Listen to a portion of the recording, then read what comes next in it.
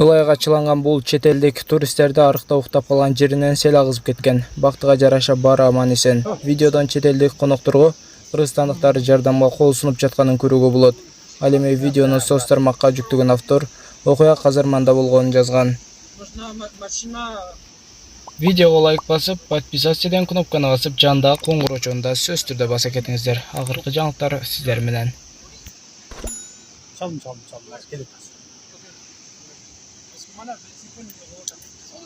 Bunday mı o turistler alıp tırmayaktanç.